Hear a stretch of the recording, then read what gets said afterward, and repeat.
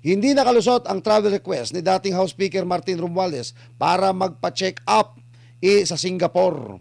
Ayon kay Ombudsman Boying Rimulya, hindi nila pinayagang makalipad ito dahil sa ilalim ng kongresista ng Immigration Lookout Bulletin Order dahil sa ginawa nilang investigasyon laban sa kanya dahil sa issue ng money laundering. Hinihintay din ng ang Anti-Money Laundering Council para makapaghain ng freeze order laban kay Romualdez. Ayan. At payo ni Remulla sa kongresista, dito na lang magpa-check up sa Pilipinas para sa kanyang sugar o heart condition. Ito ho yung naging pahayag mga kabayan ni Ombudsman Boying Rimulya. Ano naman yan magkakaroon naman ng haka-haka at kuro-kuro yan. Hindi namin pinayagan kasi we have been investigation him actively. Baka di na bumalik. We don't want that to happen. Mga partner, ito lang magkasama rin tayo doon sa Nangyari ho ito matapos i-anunsyo ni Pangulong Bongbong Marcos ang pagkakahuli di umano nitong si Saldico at ito naman ay bigla hong sisibat itong si ni Martin. Bagamat binigyan na po ng travel authority na makalipad itong si Romualdez ni Boji D, ay hinarang po mga kabayan. Dito muna tayo sa issue bago natin kasi halos pare-pare sa tinapanood yung video niya, no? Ano po ang masasabi niyo muna dito? Dito muna tayo sa sinabi ho ni Remulla. Sa tingin niyo po ba ito po ba totohanan na ito?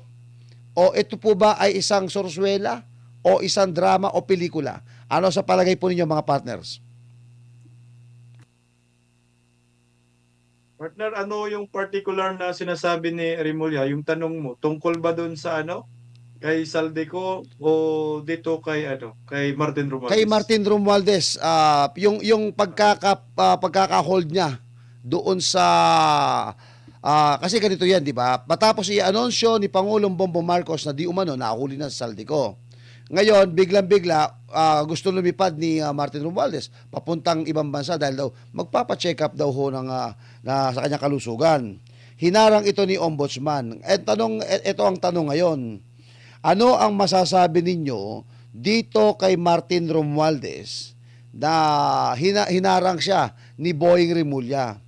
Ito po ba ay sorsuela? Ito po ba ay totohanan? Ito ay drama lamang? Ito ay hawak ko ang script? Sa tingin nyo mga partner? Ah, ang gobyernong Marcos kasi mahirap magtiwala sa kanilang mga inaanunsyo kasi meron silang tinatawag na trust issue Pero sa palagay ko sa sitwasyong ito, mukhang ilalaglag nila si Martin Romualdez. Kasi kung hindi nila ilalaglag si Martin Romualdez, bakit naglabas ng statement bigla si Martin Romualdez pagkatapos mag-anunsyo, mag-press con ni Boyeng Remulla na ang sabi, hindi kami papayag na lalabas si Martin papuntang Singapore.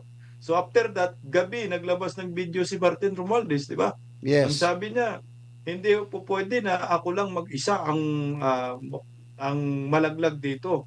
Kailangan sama-sama tayong parang ang punto sama-sama tayong papuntang impyerno dito. Hindi lang ako. At di ba nagugas kamay siya na hindi siya mastermind. So ang nakikita ko dito hindi ito parang sarsuela.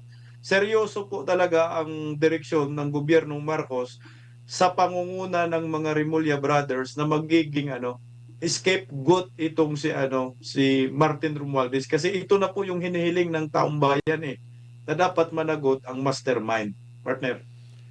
Partner BMR, sa tingin mo itong kay Martin Romualdez, ito ay drama, sorsuela? Tingin nyo ba ito ay pakulo lang dahil para smoke screen ika? Kasi mukhang walang may pakitang picture. O di ba na nahuli saldi ko? Tingin nyo, smoke screen ba to? Script ba to? Hawak ko ang script, ika nga. Kung may hawak ko ang beat, may hawak ko ang script. Alam nyo, partner, gusto ko talagang gusto kong paniwalaan yung sinasabi mo na maaring may sarswila na naman silang ginagawa dito. Bakit, partner? Bakit? Ito kasi yung nakita natin. nauna na nagpaalam itong si Martin Romualdez dito sa House of Representatives kay Speaker Bujidi.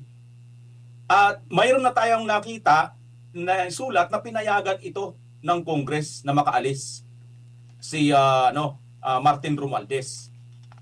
At ngayon, here comes ito ngayon, biglang nagsalita itong si Martin Romualdez na sinasabi niya hindi daw niya pinayagan.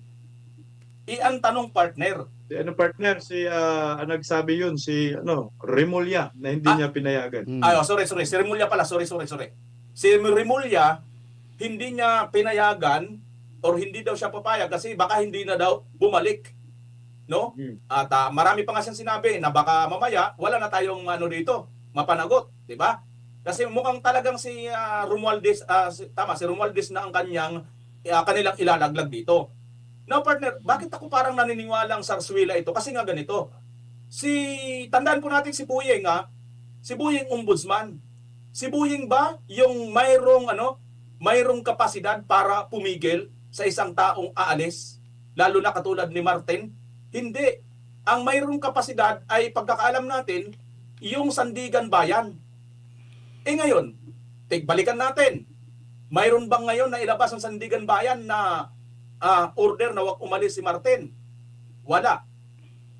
Pero tingnan natin naman sa Congress, mayroon bang order na pumigil? Wala, kundi ang doon sa House ay pumayag. Mga kapartner, ayaw ko man ito. I hate to say this. Sana hindi ako magkatotoo, no? Mali ako.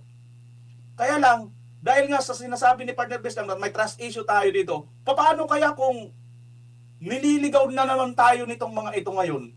Kasi nga, malay natin kung nakaalis na pala yan si Martin. Tapos, sige ngayon, sabi, napigilan, nandito, o hindi nakaalis. Paano kung di na naman niya natin marinig? O di maaaring wala na yan dito?